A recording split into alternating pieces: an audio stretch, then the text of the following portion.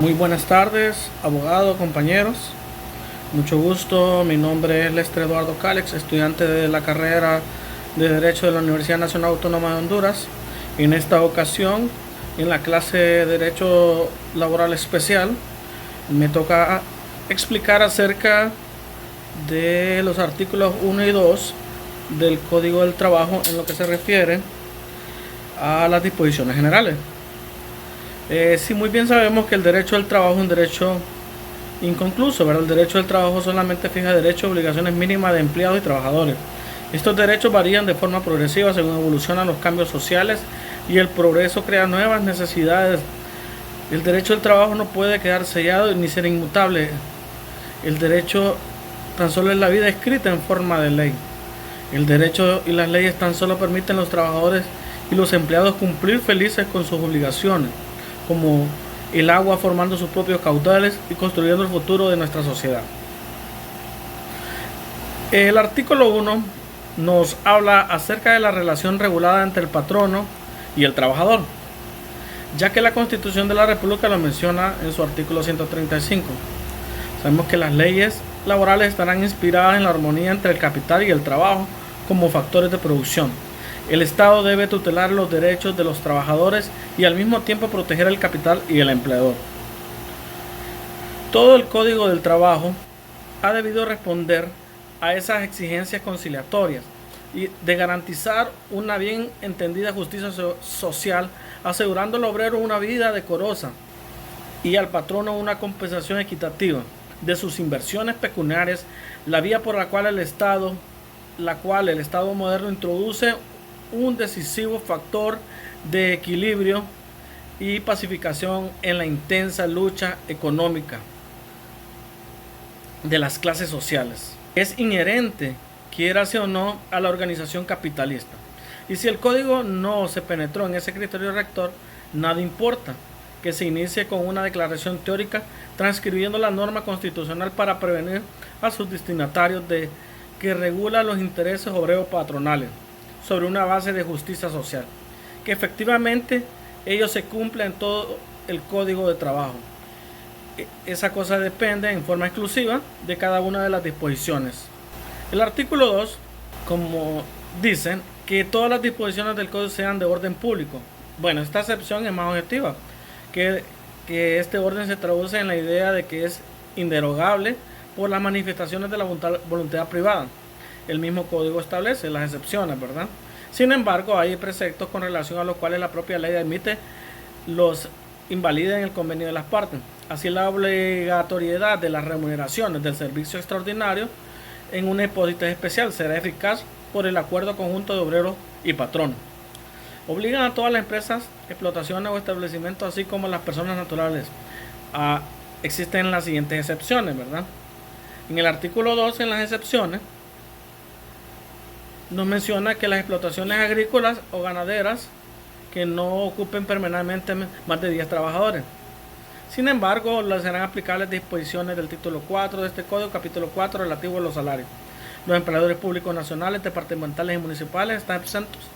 Las disposiciones del presente código declaren solo aplicables a determinadas personas o empresas. Esas son las excepciones que tenemos en lo que es el artículo 2, que dice que el Código del Trabajo, las disposiciones del Código son de orden público. Y como pudimos observar en el artículo 2 y en otras normativas de la misma ley, que no todas son de orden público, hay relación con el orden privado. Muchas gracias, esa fue mi participación. Hola a todos, mi nombre es Iber Díaz y pertenezco al grupo número 2 de la clase de Derecho Laboral Especial. Continuaré explicando los artículos 3 y 4 del Código de Trabajo hondureño. El artículo número 3 del Código de Trabajo regula el principio de la irrenunciabilidad. Este se refiere a que son nulos ipso iuri todos aquellos actos o estipulaciones que impliquen renuncia, disminución o tergiversación de los derechos que la Constitución, el mismo Código de Trabajo, sus reglamentos o las demás leyes de trabajo o provisión social que se otorgan a los trabajadores, aunque se expresen en un contrato o pacto cualquiera.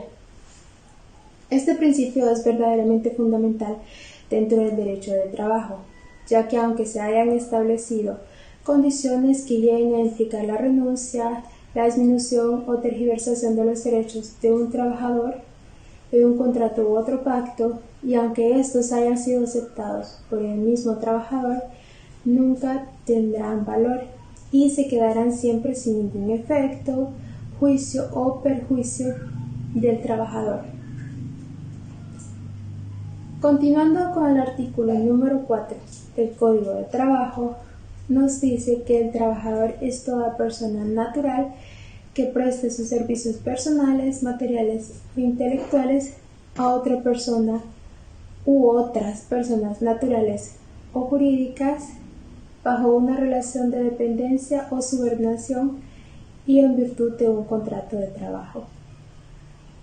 Cuando hablamos de la prestación de servicios personales, nos referimos a que estos pueden ser materiales o intelectuales, como antes mencionados, y son todas aquellas actividades, labores o trabajo prestados directamente por una persona natural que se concreta en una obligación de hacer según se traten esfuerzos físicos o de aquellos en los que pueda predominar el intelecto, y que también genera una contraprestación en dinero.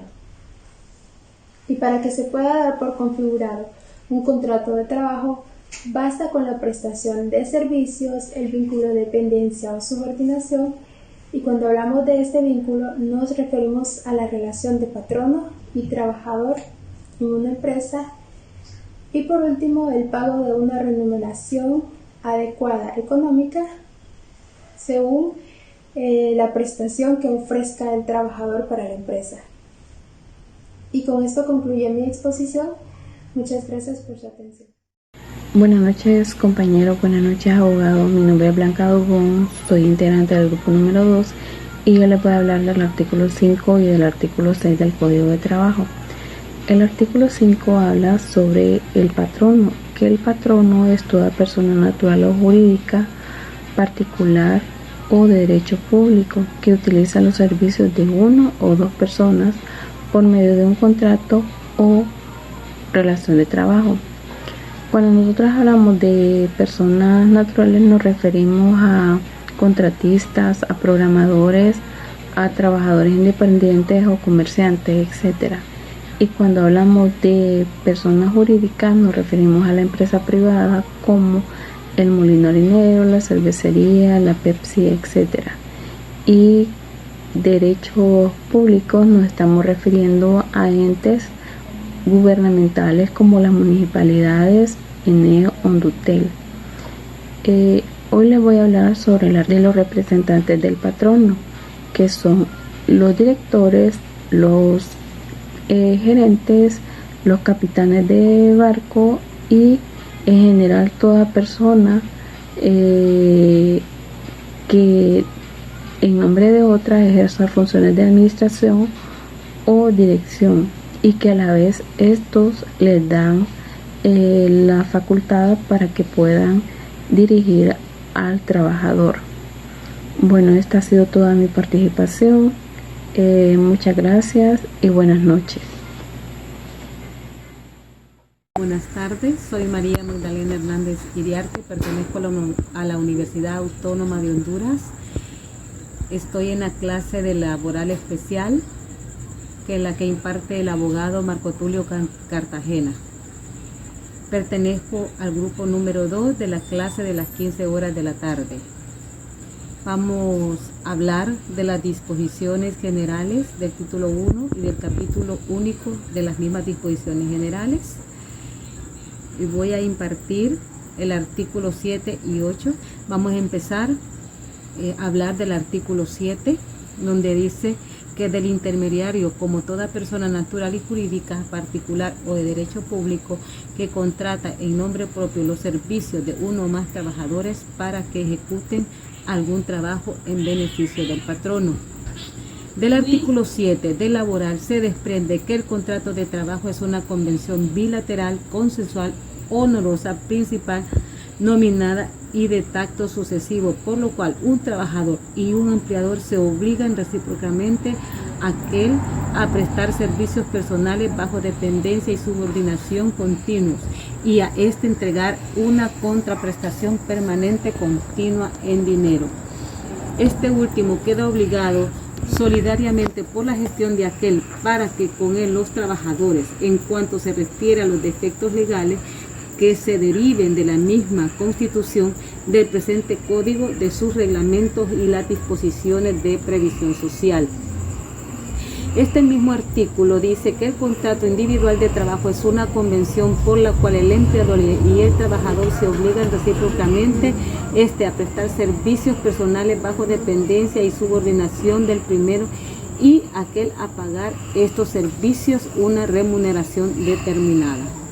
De este modo vamos a hablar que existen otras 3 categorías del contrato laboral según el Código de Trabajo de Honduras. Los tipos de contrato laboral son por tiempo indefinido.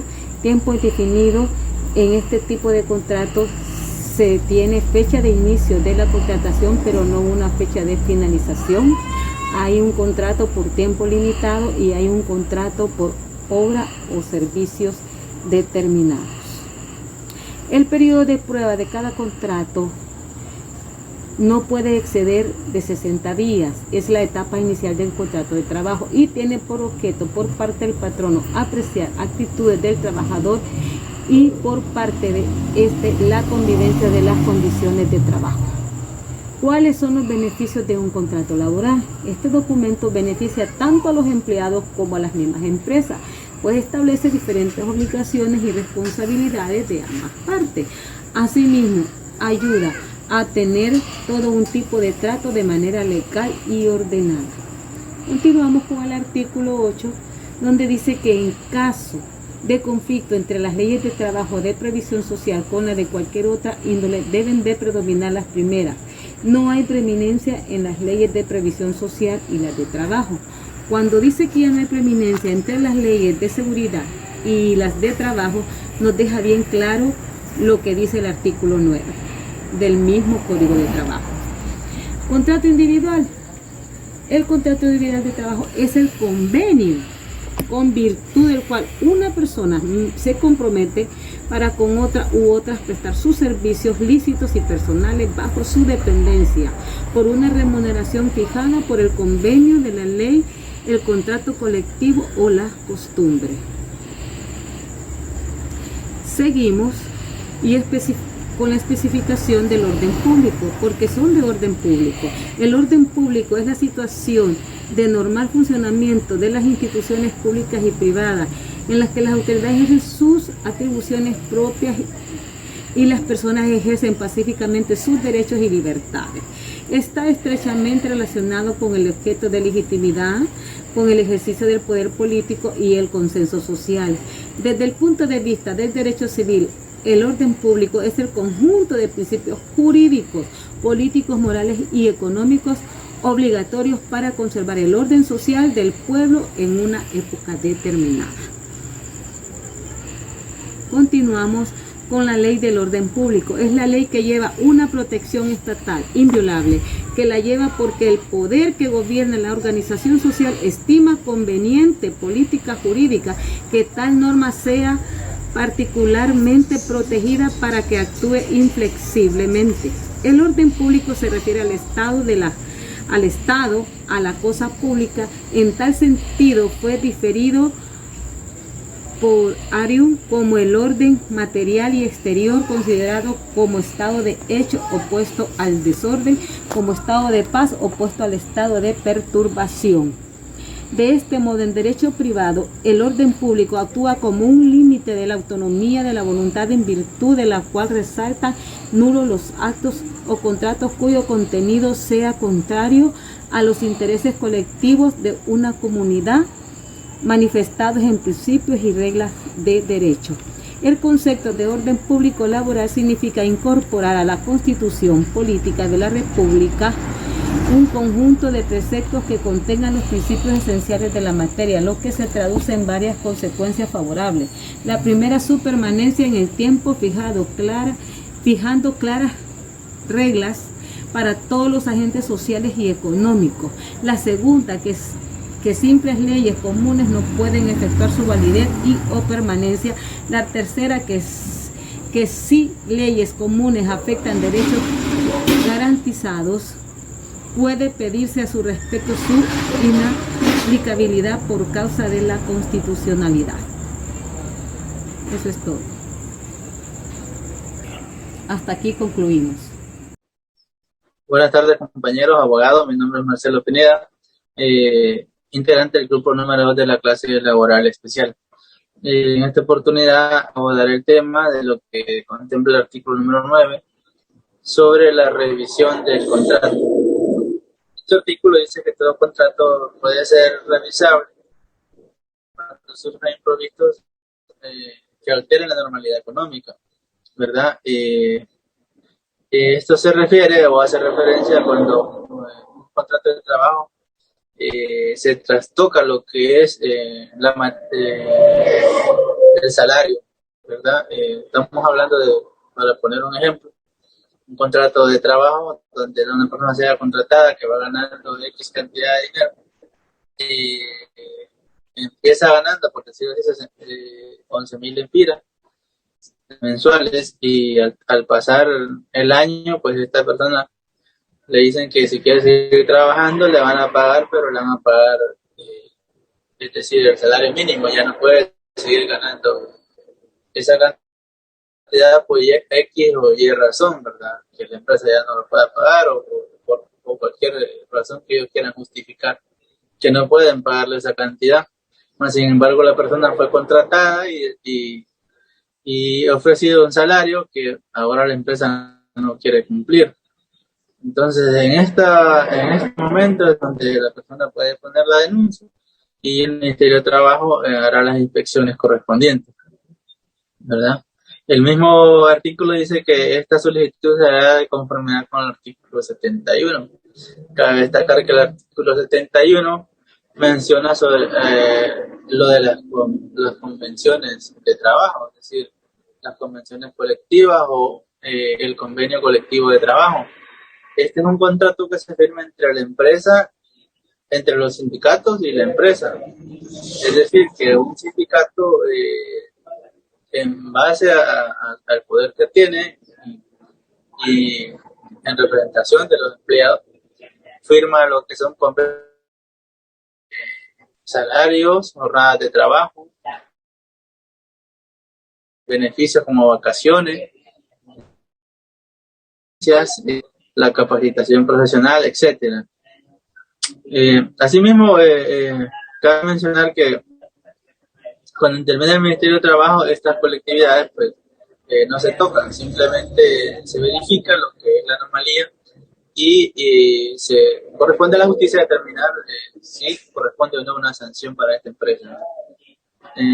Bueno, asimismo voy a abordar el tema del artículo número 10, que de conformidad con este artículo, el Código del Trabajo prohíbe al patrono tomar represalias en contra de los trabajadores por motivo de que quieran ejercer sus derechos. Es decir, todas las garantías y los derechos que les otorga la Constitución primero, el Código del Trabajo y sus leyes, los reglamentos. Un ejemplo de esto podría ser que una persona es despedida de una empresa, o varias son despedidas de la empresa por querer montar un sindicato, por decirlo así. Alguien se da cuenta de que estas personas están formando el sindicato y lo primero que hace la empresa pues es despedirlos. Entonces, por este motivo, una empresa puede ser sancionada, ¿verdad? Si los trabajadores hacen valer su derecho y ponen la denuncia correspondiente. Eso es todo por mi parte. Les dejo con los compañeros que a continuación continuarán desarrollando el tema. Un saludo a todos. Mi nombre es Heidi Patricia Quintanilla Garza, estudiante de la asignatura de Derecho Laboral Especial con el abogado Marco Tulio Cartagena. Soy integrante del grupo número 2 y hoy les voy a hablar acerca de los artículos 13, 14 y 15 de nuestro Código de Trabajo. Comenzando con el artículo número 13, el cual nos indica que a nadie se le impedirá el libre tránsito por carreteras o caminos habilitados que conduzcan a los centros de trabajo, ni el transporte por ellos de mercaderías que se destinen a ser vendidas en esos lugares. Para explicarles un poco de lo que es este artículo, voy a hablar también del artículo 81 el 81 de nuestra Constitución de la República, el cual nos dice que todos los hondureños tenemos el derecho de circular libremente, salir, entrar y permanecer en el territorio nacional si así lo queremos. Por tanto, podemos desplazarnos por cualquier zona o lugar que sea necesario, siempre y cuando no sea para causar un daño o perjuicio a ese lugar. En otras palabras, tenemos la libertad de locomoción, la cual es un derecho fundamental en consideración a la libertad. En lo mencionado con las mercaderías, pues se deja claro que está prohibido impedir la libertad de ejercer comercio en esta zona de trabajo. En el artículo número 14 nos dice que se prohíbe la libertad de ejercer el comercio en zonas de trabajo. No se cobrará por dicho ejercicio otras cuotas o impuestos que los fijados por las leyes.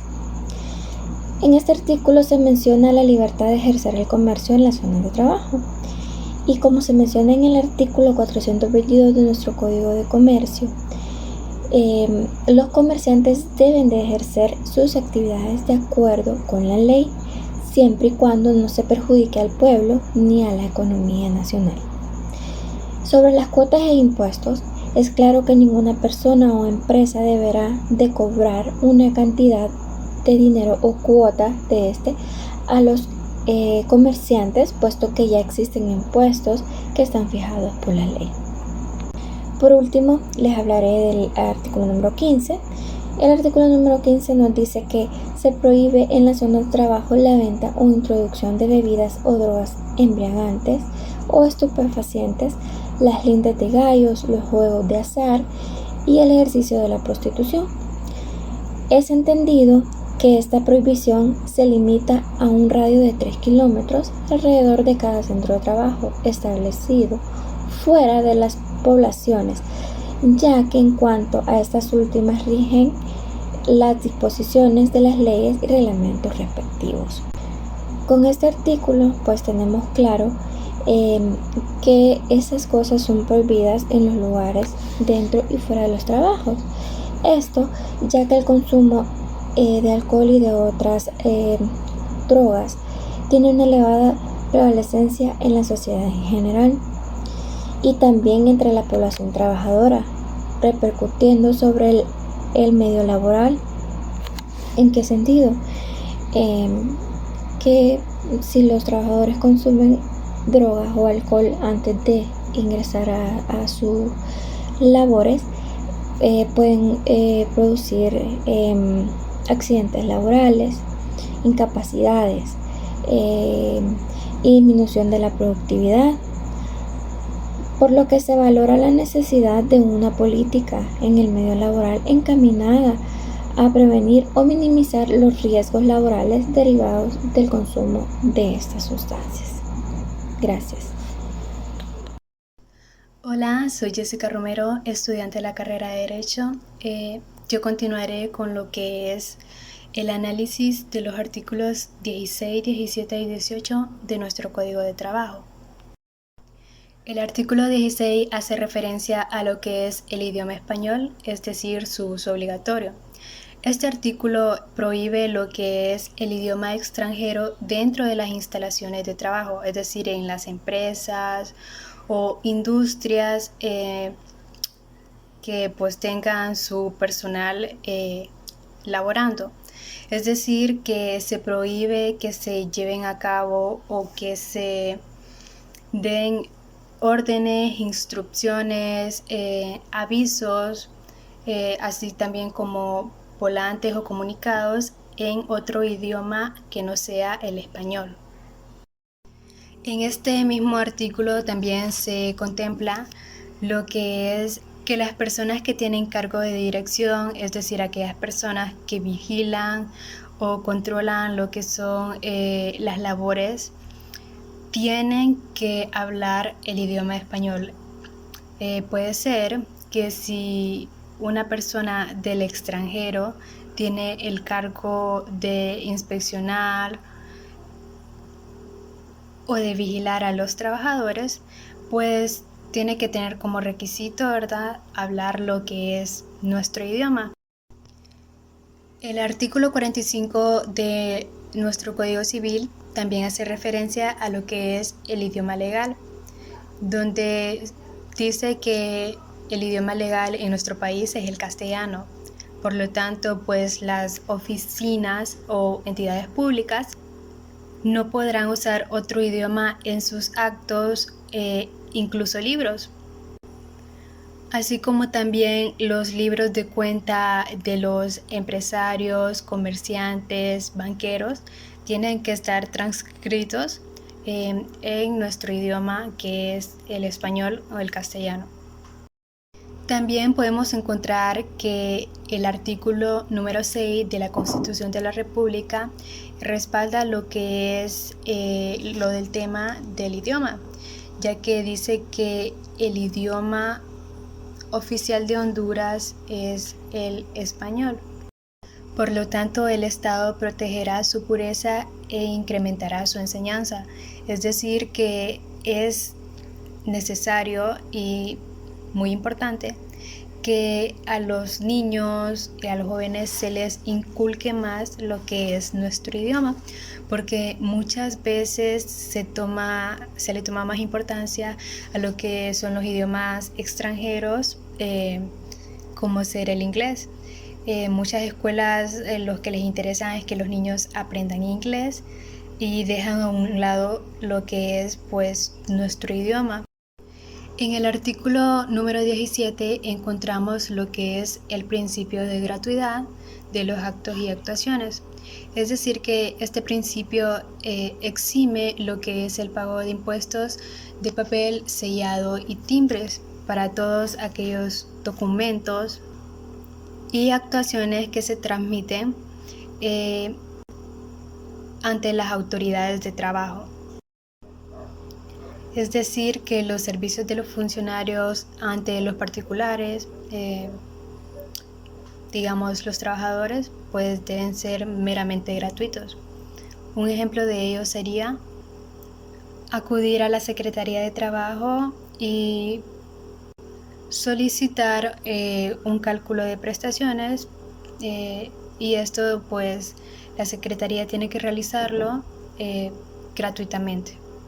El trabajador o trabajadores no tienen que dar nada a cambio. El artículo 18 hace referencia a la jerarquía normativa suplesoria.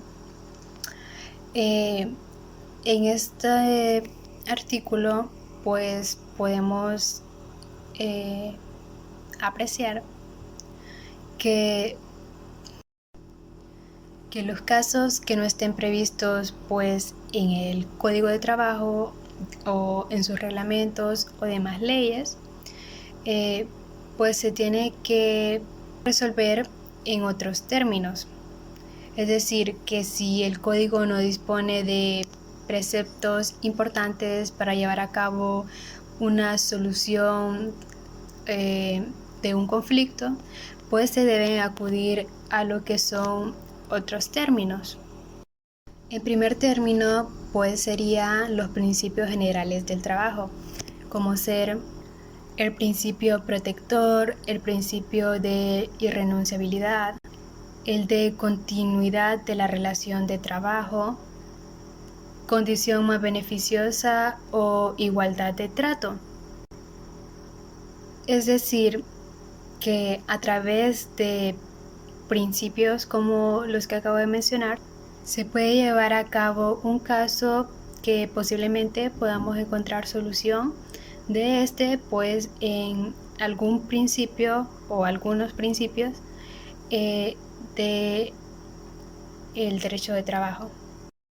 Y pues si no podemos resolver el conflicto a través de lo que es el primer término, pues posiblemente lo podamos resolver a través de lo que es el segundo término, que encierra lo que es la equidad, es decir, dar a cada quien lo suyo, buscar una solución donde ambas partes se vean beneficiadas. Y si no, pues también podría ser a través de la costumbre, que estas pues son reglas derivadas de la sociedad que ya llevan establecidas pues un tiempo largo, ya que estas reglas se transforman muchas veces en lo que es derecho positivo, porque la sociedad las desarrolla o las practican seguidamente, pues se reconoce como una obligatoriedad. Y también tenemos como tercer punto de este segundo término lo que es los usos locales, que esto sencillamente sirve para complementar la voluntad de las partes. Y pues si no podemos remediar el conflicto, ya sea con el primer o segundo término, pues nos queda un tercer término, ¿verdad? Que son las disposiciones contenidas en los convenios y recomendaciones de la OIT, es decir, la Organización Internacional del Trabajo, los principios del derecho común, y también se puede solucionar por medio de la jurisprudencia y la doctrina. La jurisprudencia juega un papel muy importante dentro del derecho laboral, ya que es aquel conjunto de decisiones y sentencias que crean una pauta para solucionar problemas semejantes o parecidos. Entonces, si se quiere resolver un caso en materia de derecho laboral y se encuentra un caso similar a ese, pues se puede aplicar la misma sentencia para el actual caso. Eso se da en muchas legislaciones y es algo que ha ayudado para pues, poder agilizar los procedimientos o actuaciones judiciales o administrativos.